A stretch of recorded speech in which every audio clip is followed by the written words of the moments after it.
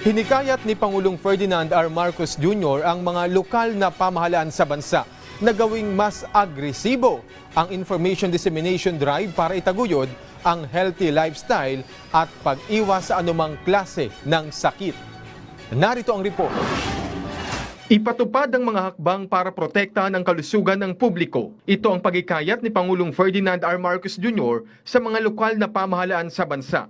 Sa naging mensahe ni Pangulong Marcos sa Local Governance Summit 2024, sinabi niyang ayon sa Department of Health, ang pagtaas ng kaso ng dengue at leptospirosis ay bunsod ng hindi maayos sa pagpapatupad ng garbage disposal at poor waste management.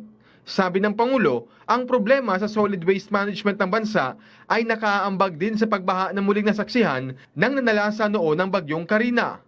Local chief executives must work harder to utilize environmentally sound methods and waste minimization measures to protect public health and, of course, our environment. Hinikayat din ni President Marcos ang local leaders na gawing mas agresibo ang information dissemination para itaguyod ang healthy lifestyle at pag-iwas sa anumang sakit. Partikular na tinukoy ni Pangulong Marcos ang Kalinisan Program ng Department of Interior and Local Government. Ito ang programa ng pamahalaan na nagsusulong ng pag-aayos ng waste disposal and management para tiyakin ang malinis, malusog at ligtas na kapaligiran para sa lahat. I call on the LGUs to continue your active participation in this initiative.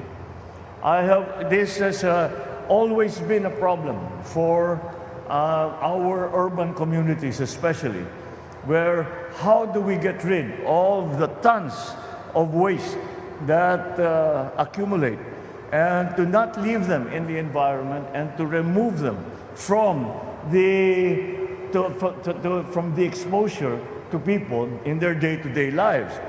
And that is something that we really have to look into and finally come to a solution to that problem. So sa naman ng monkeypox o mpox, una nang inatasan ni Pangulong Marcos ang mga ahensya ng gobyerno na tuloy-tuloy lang sa monitoring sa mga lugar at tao na vulnerable o madaling mahawaan ng mpox. Sa naging pahayag ni Department of Health Secretary Teodoro Herbosa, ipinaliwanag niyang walang public emergency kaugnay ng mpox.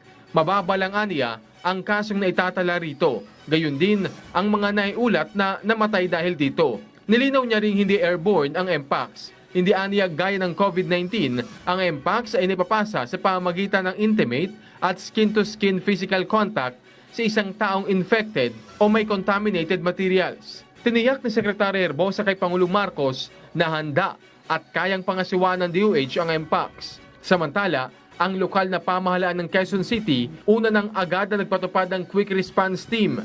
Ito'y matapos nilang mabatid noong nakaraang linggo na 2 establishmento sa Quezon City ang pinuntahan ng lalaking nagpositibo sa monkeypox. Kasabay nito, ang pagikayat ng pamahalaan na i-report agad kung makararanas ng sintomas ng mpox tulad ng lagnat, pamantal o paltos sa balat.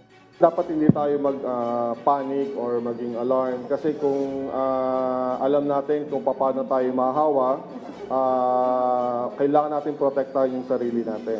Ang mga high risk natin ay yung mga multiple sexual partner. Kung merong simptomas na similar to mpox, kailangan po pumunta sa nearest health facility.